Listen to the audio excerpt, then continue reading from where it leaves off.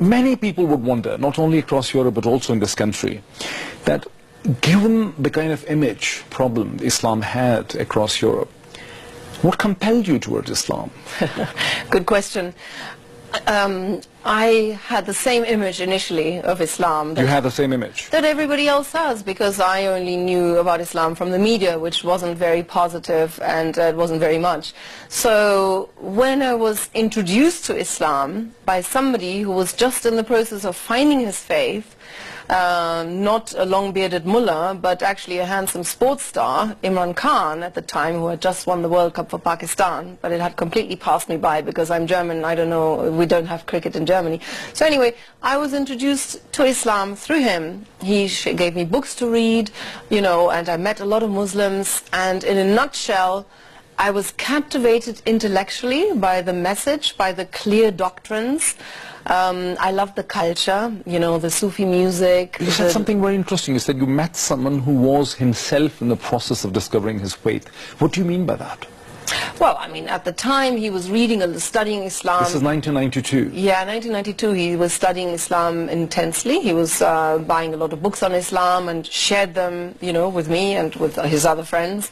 And I was always interested in philosophy. I had an interest in ethics and spirituality. So, you know, I was captivated. I just started devouring these books.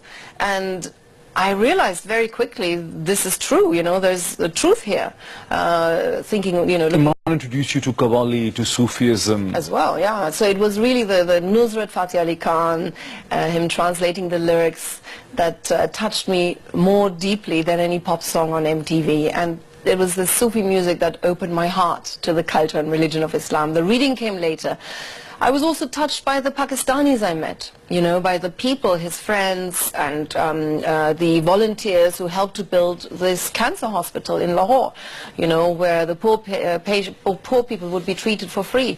I was very touched by this effort, you know, how he managed to raise all these funds with an army of volunteers around the world who all wanted to be part of this project for no ulterior motive, just to serve God. When we talk about Imran Khan, inspiring you towards Sufism and Qawwali, Islam and books and reading. When you hear his critics, especially the feminists and the liberals in Pakistan, they think that Imran is naive, has no substance, he's not deep enough for the politics, he's ultra-conservative, he's an Islamist.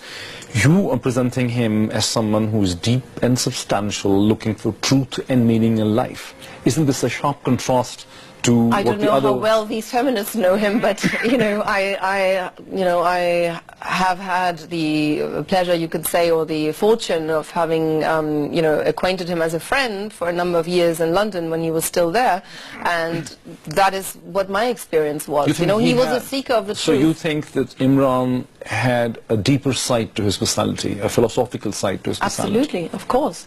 I was reading, you know, we were reading books, so many books, debating, you know, and he did basically dawah on me for 3 years, you know, telling me every single detail about Islam, the position of women, this, that, you know, the afterlife, asking profound questions, you know, what is the purpose of life? I was an MTV presenter when I met him, you know, I was interviewing rock stars for a living, hosting massive music shows, you know, I lived a life very far from religion, but suddenly being challenged with these very profound questions, you know, why are we here on earth? Where are we going? Where do we come from? Purpose of life. I hadn't had time to think about such things.